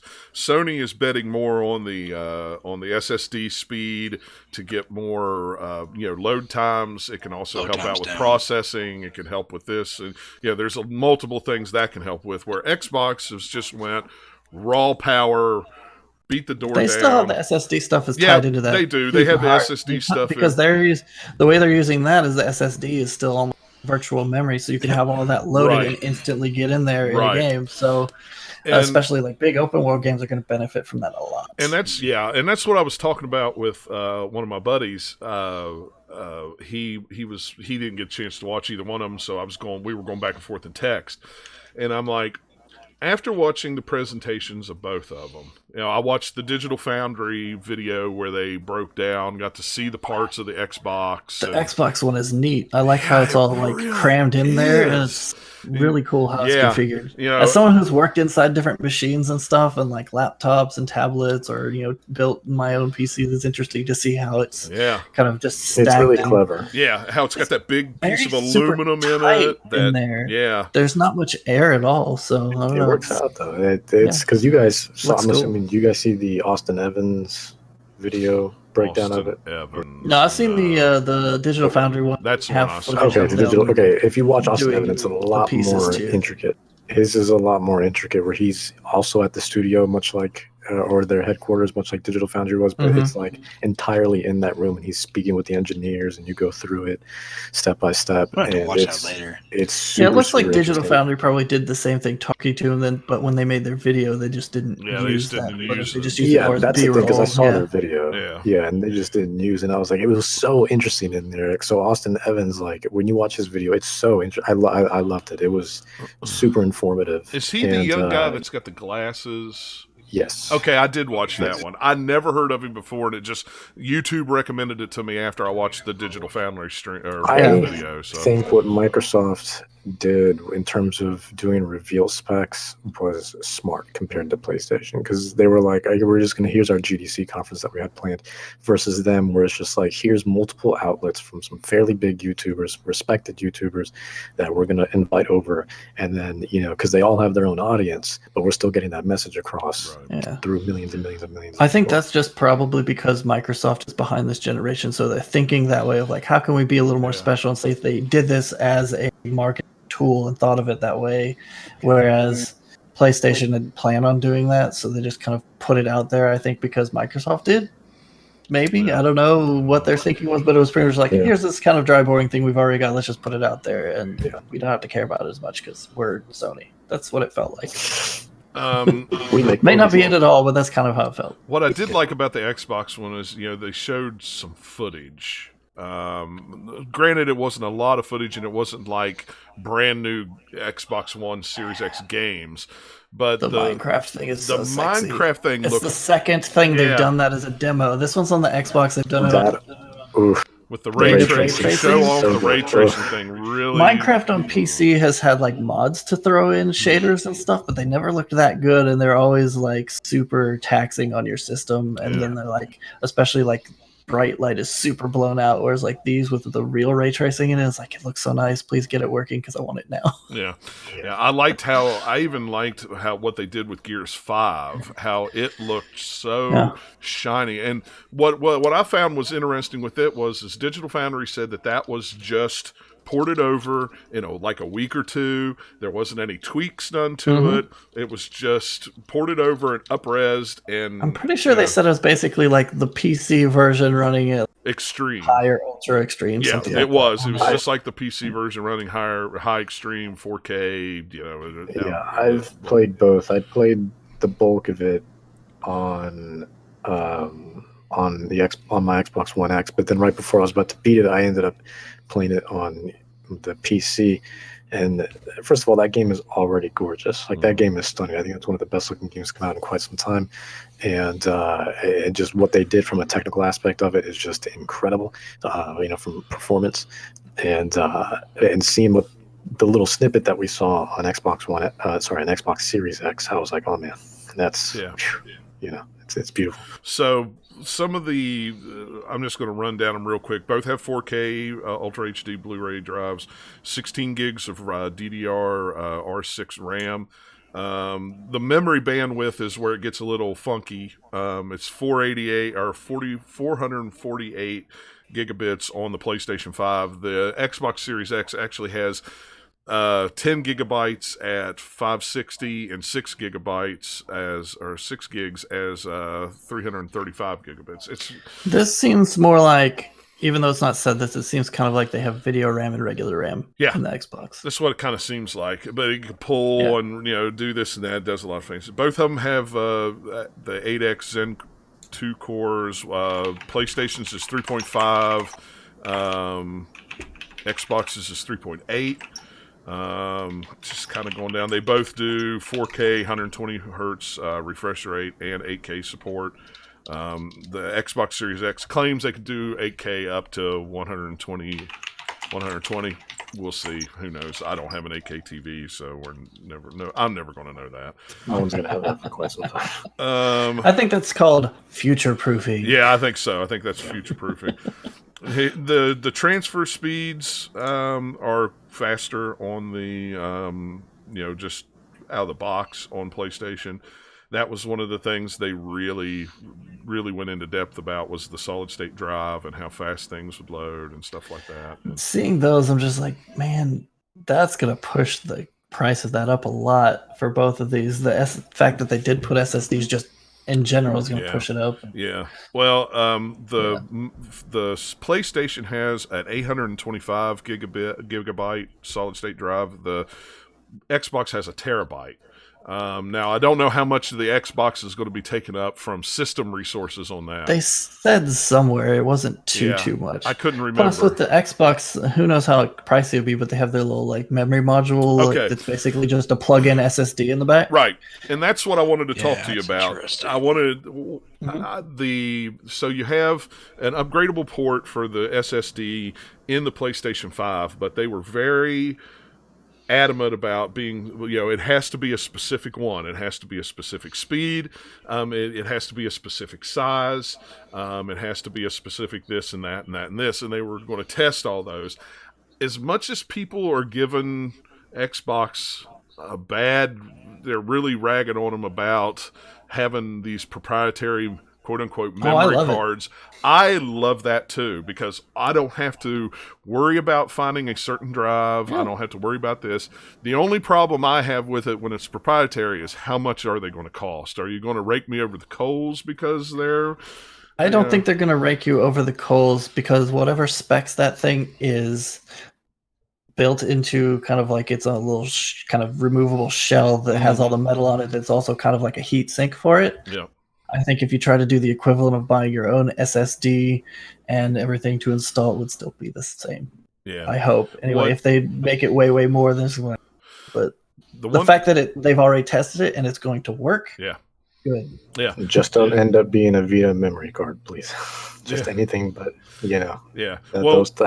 What I found was... I mean, it's just a small SSD that that's all it is. slot into the back of the machine. That's all I just mean in terms of price, Yeah, in terms of price, What I thought was really cool about it was, and they made a point of saying this, that, you don't have to... Like right now, if I want to pull the hard drive... unplug the USB hard drive from my Xbox, I have to shut down the system, pull it off, boot it back up. With these memory cards, you're able to pull them in and out while the system's on. It just automatically, just like an old school memory card, which is, for a digital age, to me, I think that's really, really good, because that means if I've got X amount of games on this one and X amount of games on that one. I want to play such and such, and it's on this card. Instead of having to shut the system down and do this, all I got to do is reach around the back, pull the card out, pop the new card in, boom, I'm ready to go, and we're off to, Bob's your uncle. It's... I mean, the Xbox, you can also do USB drives. You just have to put them on the system drive for them to run, unless they're backward compatible. Yeah, if their Xbox One games are older, they will run off the regular USB drive, but it will not run new games, because it has to have that speed, and that's kind of what I figured was ended up going to happen. But I do like the fact that right now I can just unplug my hard drive, plug it into the X, and I can play those games, or just transfer them over to get the faster load times and stuff like that. I don't have to read on paper now for backwards compatibility between the two. The Xbox is way better. Well, because for PlayStation they've said like up to 100 or something. No, they came out yesterday. Have they changed that? Yeah, they actually changed that and said it's on the PlayStation blog right now, and I meant to add that in the notes and I forgot that I hadn't seen that yet. That they have said that they expect almost full catalog, backwards compatibility with it. I don't know what that means. They just, the way they worded neither ones have said what it means. They're just like, we got it. And the rest of it's all to be announced stuff. There was no prices. There was no. Which one am I remember? It was the Xbox or the PlayStation that had the like weird AI thing that will add HDR to all the games that don't have HDR in it. I forget which one that was. That was the Xbox. That was the Xbox, because it will even add HDR to original OG Xbox games. Yeah, that's right, because they were talking about Fury, or they showed Fury Frenzy, Fusion Frenzy. Thank you. There we go. Fusion Frenzy. I knew I was going to whip that sucker around. It was just going to take me a few minutes to get to it. But yeah, they were even talking about that. They showed it on the screen, but they couldn't capture a footage of it. They were like, trust us, it looks amazing in But HDR. even just like a resolution bump on some of those old games would be like cool to have too. We don't know anything else about like the PlayStation 5's backwards compatibility outside of just do PS4. That's it. That's all it's going to do. It's not doing 3, 2, or 1. It's not doing it. It's just PlayStation 4. If this show wasn't family friendly, I'd have some words. You know what? I mean, they're doing basically what you would hope to expect them to have. Whereas at least to be a last go generation. above and beyond on here because we're trying to get everybody back in our camp. So it's kind of that's been that way before with like PlayStation 4 before it was coming out. How Sony was like, "Hey, Xbox is dumb. Look, like we can do all this cool stuff. We don't have that dumb Connect thing in ours, and then here's look at all this stuff, and it's the same thing over again, just different things." And then Nintendo's in the corner going like, "Yes, we're doing our own thing and raking in the cash." And that's the smartest thing Nintendo ever did. Yeah. They've got it. There's honestly, you get your Xbox or PS5 and your Switch. That's what you need. Either or even just get a PC. I mean, that's where I stand by with the Xbox camp. Is my PC that I'm going to be building is going to be great for playing 90% of the other things I don't play on PlayStation or Switch. You know, I thought about it. I was like, you know what? Maybe now's the time to build a new PC and this and that and that and this. But I was looking at what comes in the Xbox and the PlayStation 4 for, of course they haven't said the price of anything yet, but for the technology that's in there, depending on the price, it may not be worth it for me to build a big honking gaming computer. Yeah, this time around, they both seem like they've definitely tried to be like, let's make consoles where they're on the like cutting edge of technology again, where we're packed in here to make it like as good as or better than a lot of the like gaming PCs what you could build, and at the time they launch, and then because you can spend a lot of money on a PC right now just because to get the ray tracing in there, you've only got so many limited options that are all decently pricey if you want to get something at least good. So, but I mean, that could change later this year or next year. If they've got that Game Pass combo again for Xbox, and you can play 95% of what is on that console, it's hard for me to justify having both. There we go. That's a good way to look at it. And I'm going to build a new PC anyway. So. Well, and my theory is I'll probably build a new PC at some point just for streaming purposes, like what we're doing right now. Which this one still does it good enough that I don't need to. If there's some kind of leap in, all of a sudden 4K streaming takes off, and I need something a little more powerful. Yeah, fine. Yeah. But I literally use my PC 2 weeks out of the month. I use it for this show and I use it for the other show, and that's it. I don't hardly do any games anymore on my PC. I don't do work on my PC. I got a laptop for work now. I just don't use it for gaming. So it's kind of like, plus the stuff that's in the Xbox and the PS4, or PS5, you can't even buy for PCs yet. I mean, it's coming very soon, but that's still. I don't know. That's going to be my thing. Is what the price is going to be, and I'm wondering if PlayStation 5 will be a little bit less than the Series X because of the quote unquote power. I mean, we have no idea what the price is going to be. We can speculate all day long. I'd say it's at least going to be $500 at the base. Yeah. If they're above 500, we're going to get in that problem again with the PS3 360 sort of thing. Well, where if I seriously think I'm hoping for $500 on the cheap end, but I seriously am afraid they're both going to be $599. Yeah, I think they're both going to be $600. I mean, I can do that, but above that, I'm like, lower. Yeah, I mean, and that's just me wishfully thinking that they will be $499. I think if Microsoft wants to really get a head start and really sell some consoles, they'll sell them at a big loss just to get them into houses. And what's sad is right now, and I told the guys this that I usually game with, I said, right now, if you put this down in front of me from what we saw this week and said, you need to pick a system right now, which one are you going to pick? I would probably pick the Xbox.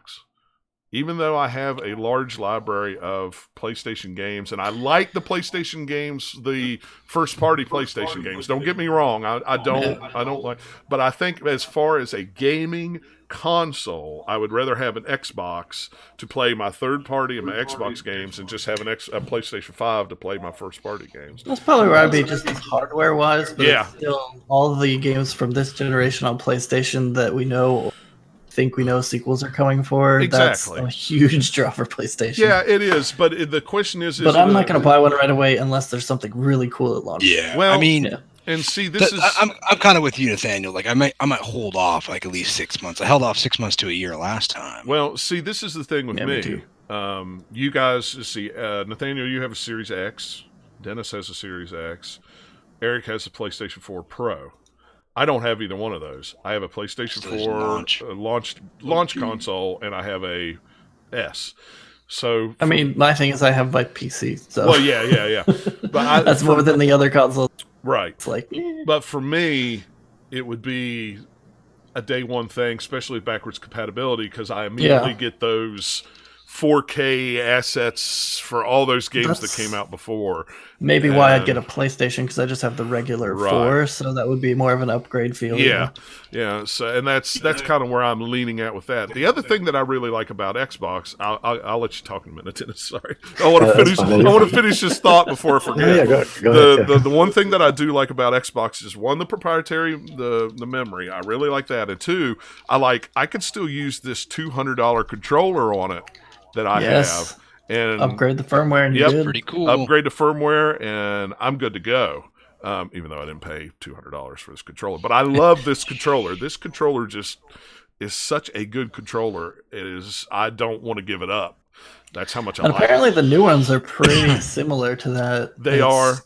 Slightly changed in shape. They add the share button to it, but other than that, it's pretty much the same as the Xbox Apparently, One. they're a little smaller, they said. They're just a tad smaller than these. They say smaller, but I think it's more because of the way they've slightly contoured it different or whatever. It's not really like if you were to hold it, you'd probably be like, it feels about the same. And the gamepad thing, the new D-pad that they have, is a little different than this one. It's a little more. It's kind of a combination of this and the bowl shape. This one has a very deep bowl that I could just take my thumb in and roll it around like crazy, and it doesn't have any texture to it.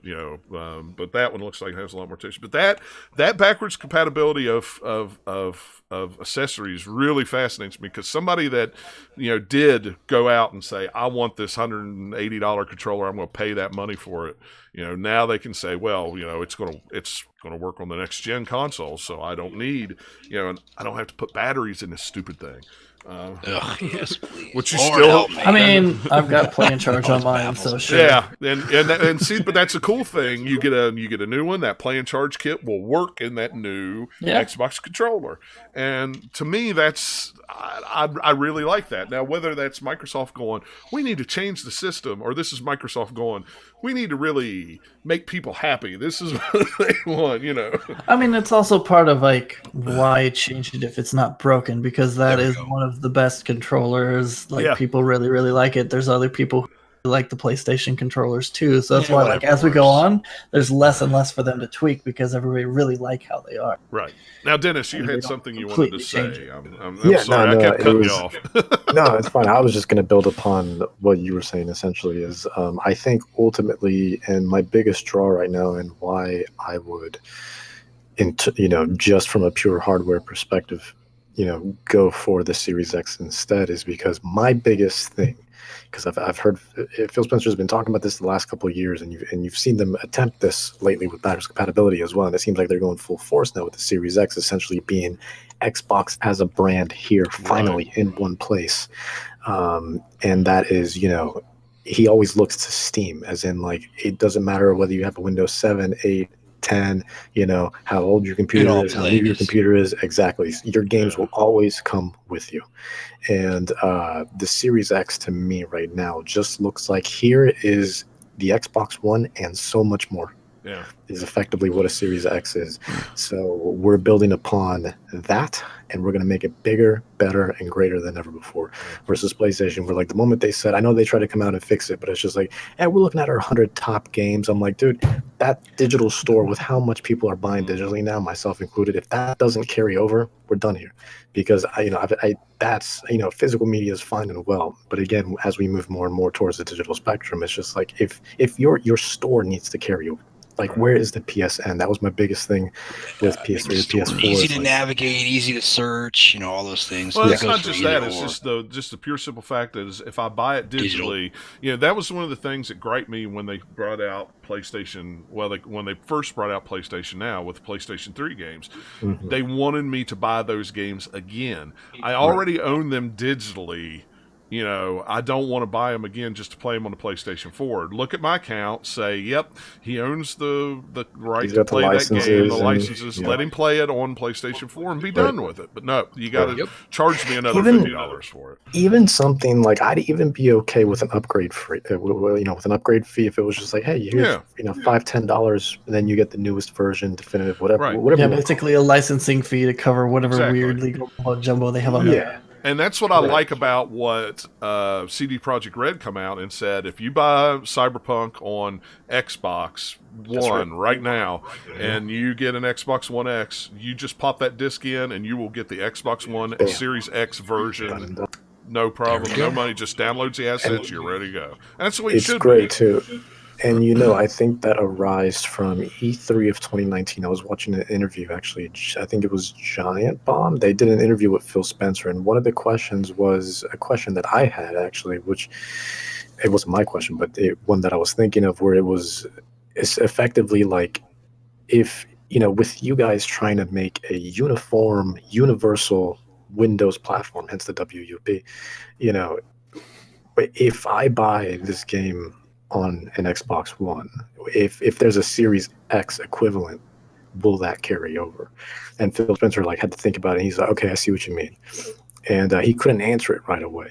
But it seems like now that the answer is effectively yes, because that seems to be the case with CD Projekt Red. They said that was going to be the case with Halo Infinite and a couple of other games as well, where if you get the Xbox One version and you get a Series X later on, you will have that. No extra cost. It's right there. Yeah, it just There you downloads. go. It knows it. It downloads it. Good argument. Yep. Yeah, and that's something that Basically, Sony didn't say anything about. So. Yeah. Oh, That's and I promising. don't have time for that. So, that's funny, why like- right now I'm just on Xbox's side with this. I mean, Dude, they also have another cool feature with the game resume, with multiple can be in locked a state. You switch between them. You can even reboot the console and it'll still Yeah, keep it That because was of using the amazing. SSD. They can save the state of it, and you Yeah. can just go That's boop, wild. boop, switch between them all. Also, as someone who owns an ungodly amount of Xbox One controllers, hearing that you could use that on the Series X, I was like, oh, thank God, hundreds of dollars, thousands probably, not wasted. Yeah. Fantastic.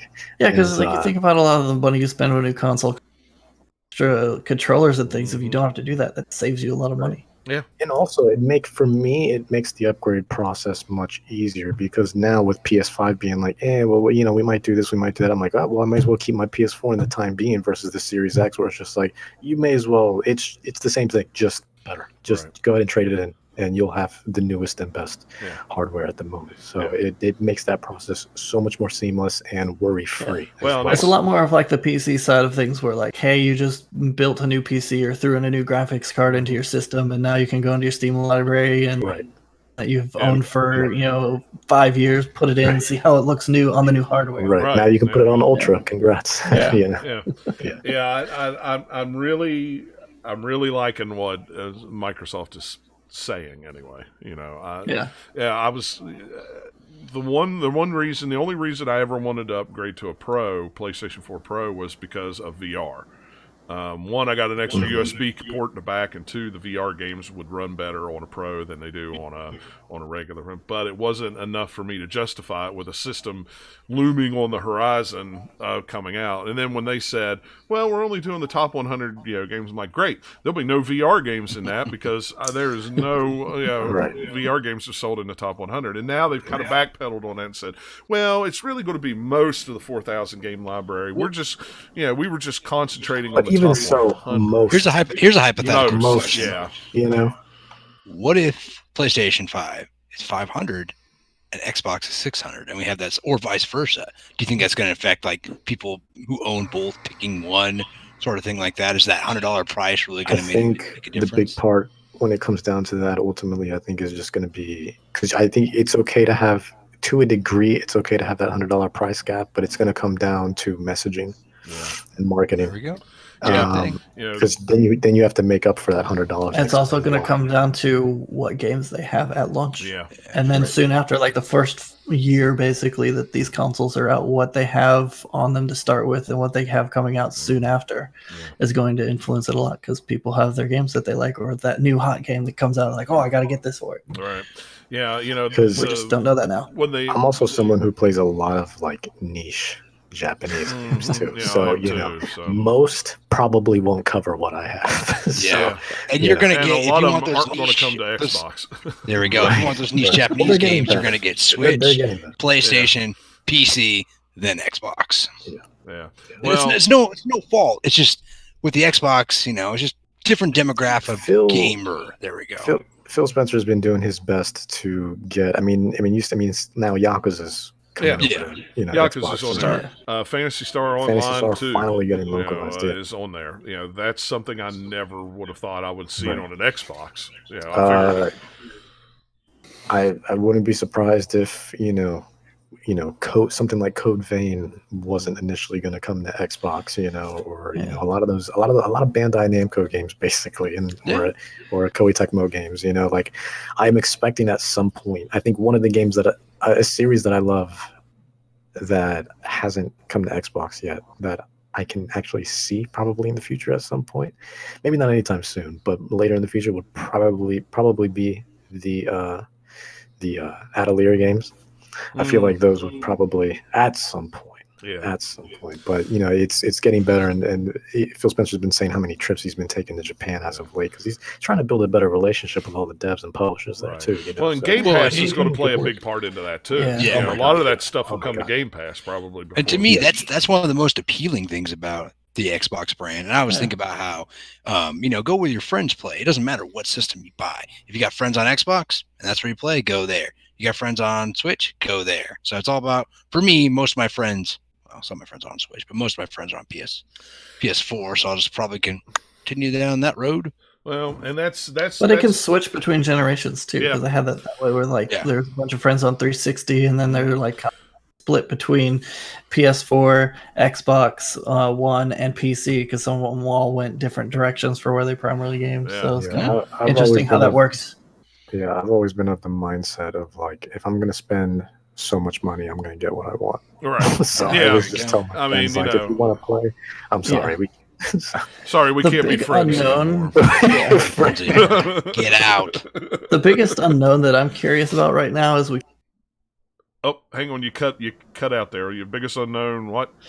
So the biggest unknown that we have now that I'm most curious about is we've know kind of a picture of what PlayStation games are coming, even if it's just the sequels. I'm sure there'll be some new ones too, but we at least have some idea. We know a couple of Xbox, but I want to know what a lot of the studios that they acquired in the last couple of years, what some of the projects coming out of there are going to be, because we know a couple of them, but we don't know all of them yet. I wonder if that's what kinds of games that they are trying to make. Well, and I wonder if that's what E3 would have been this year.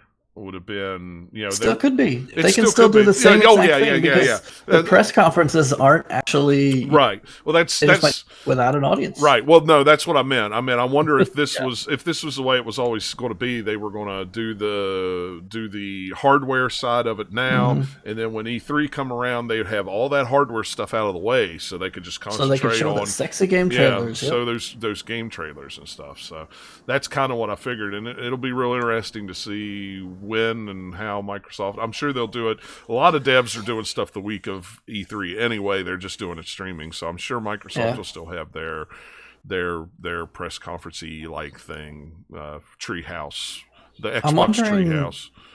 Yeah, I wonder what PlayStation's hardware is going to look like at this point. Yeah, because they stopped showing it, which is weird because if it's going to look the same as it has, why haven't they shown it yet? And now that Microsoft has shown it, how long is it going to be till they show what their hardware looks like? Are they still working on it? I'm just kind of curious. It's so weird. It's very weird. I don't understand that. Sony's usually, I don't know. The way it'll probably just look like a PlayStation. I'm guessing it'll just look like a box, just like a regular PlayStation 4, with. Or maybe now they're scrambling to reconfigure so they can have a tower too. Yeah. I really like that tower, though. I do too. It's a change of pace. I get tired of seeing a square. Also when you see kind of how they've configured side and they talk about it after. Now that we've seen that too, it's like, okay, like I get where you're coming from. As a whole picture of like you did it this way and introduced it specifically so the cooling will work and all this. Yeah, neat. Did you like how the Halo helmet was on the inside of the fan? We'll never see that unless we take that system apart, but it's there in the fan. That cracks me up. Well, they did something similar in the One X. I think. Yeah, it was a Scorpion. There's a Scorpion one in there. Yeah, that's right. The Scorpion. That's right, because they were calling it Scorpion for some. It's like Nintendo with their Pro controller. If you ever take it apart, there's a message on the board on the inside that says "Thank you for playing games" or something like that. That's right. Yeah. That's great. Yeah, I love stupid little stuff like that you'll never see, but you know it's there.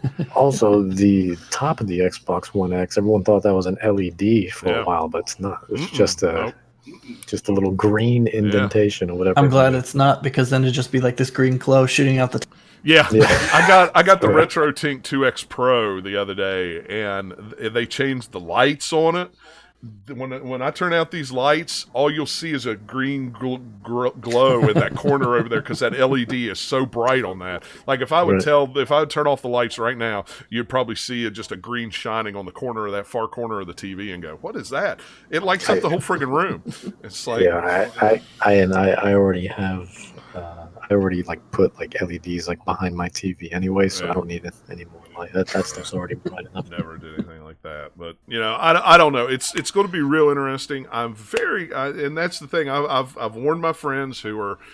I'm PlayStation 4. They got the best first party games. Blah, blah, blah. I'm like, I understand, but I may not be there on PlayStation 5 with you until later. It may be X right now, and so I'm just warning you. And if you want to play I can with afford me, to wait, because since I have most of my stuff, pretty much all the third-party stuff is going to be there. It's going to be what's the first-party stuff you can only get on PlayStation at this point, because most of the Xbox stuff will still, I could get it on PC. Mm-hmm. Yeah, and that's the beauty of it. You can still get it wherever you want. So that's what I like. It also does some weird tracking, because the Xbox app, even though I hadn't had some reason knew I was playing Ori and the Will of the Wisps, because I saw they had a little message, because the icon will have a number on if you get a message. Even though I'm not on my Xbox, popped it up, and someone a couple days before or after I'd played it was like, "Hey, I see you're playing Ori." I'm like, I didn't play that on my Xbox or on the Xbox app. Well, sure, whatever, cool. I love that it's universal like that, though. It makes things a lot more seamless. But I'm on it on Steam, so it's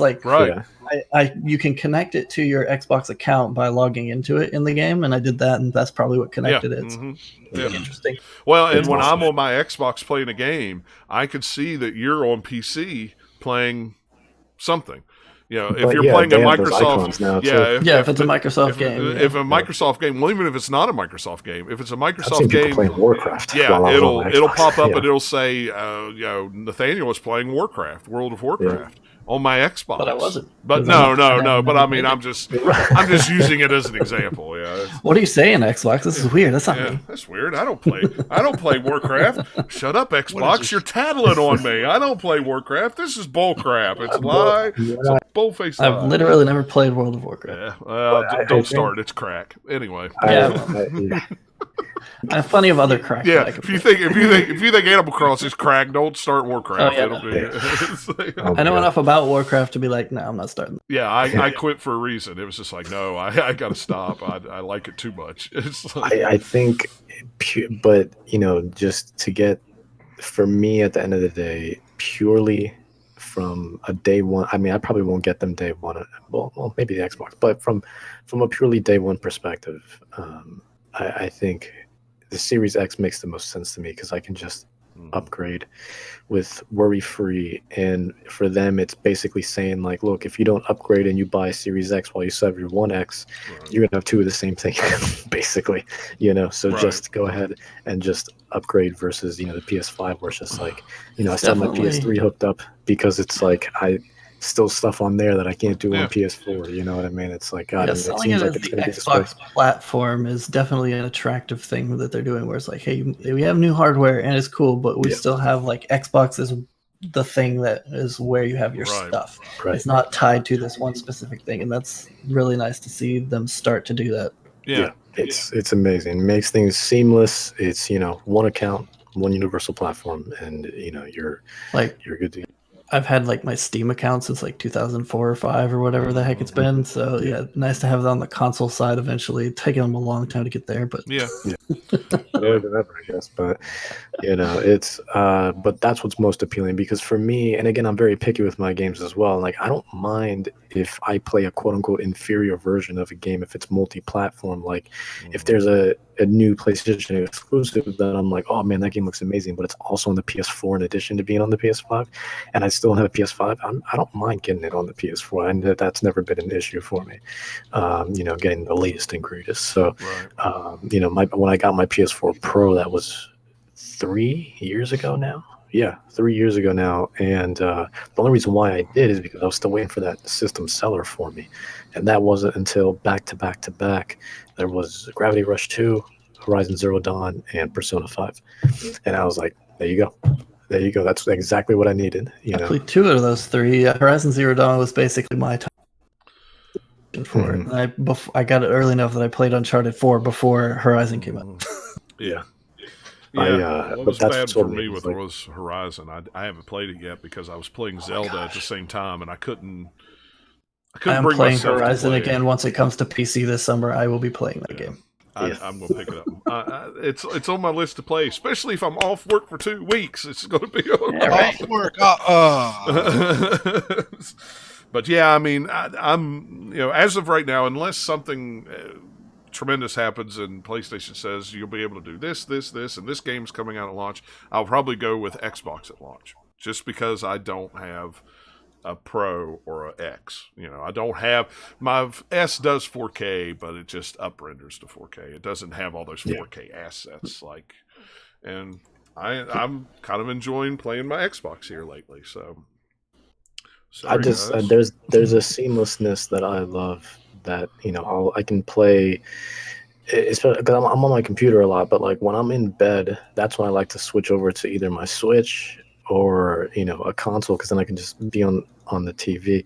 Yeah. So it just starting a game there on my Xbox and then just picking it up immediately where I left off on my PC.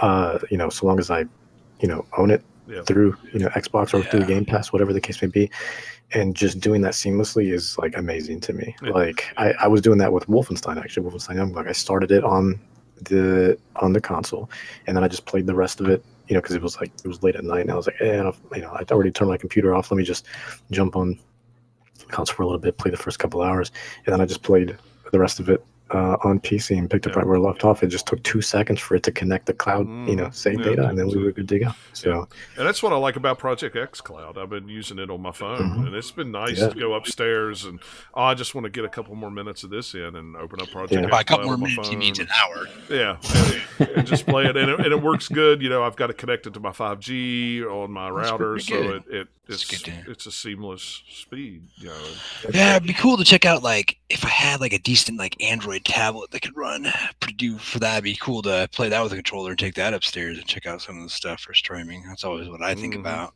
Yeah, I've got an Xbox controller right next to the couch, and I just pull out my work. And it's the only thing I do with my work phone. Other than get text messages from work, I have Project X Cloud on it.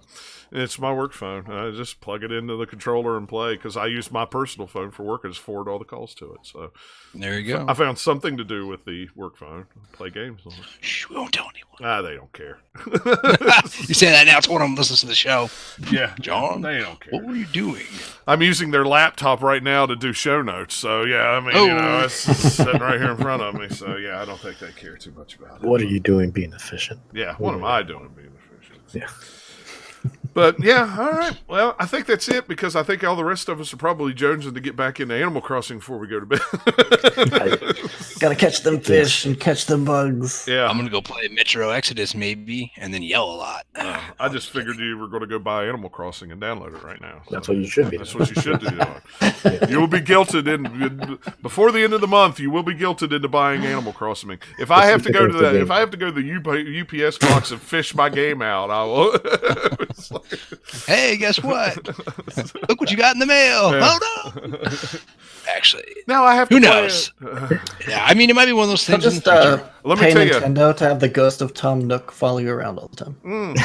That's right. Well, let me tell you Tapping me on the something. If shoulder. you do get a Switch for your wife, she will want that game, and then she will want you to buy it to play with her. So I see where this is coronavirus going. yeah, I'm just warning you right now. You might as well just go ahead and bite that bullet and enjoy You it. have a very compelling argument, sir. One that is definitely shows that you're thinking Go ahead. explore new horizons. Yeah, Mm. exactly. See what I did? I know that was Yeah, terrible. I'm sorry. I know what you were Hey, doing I'm there. a big fan of terrible puns. Thumbs up for I'm me. sorry. I'll see myself out. Yeah, I'll be here all week, folks. Tip your waiter on the way out. My jokes. Yeah, so.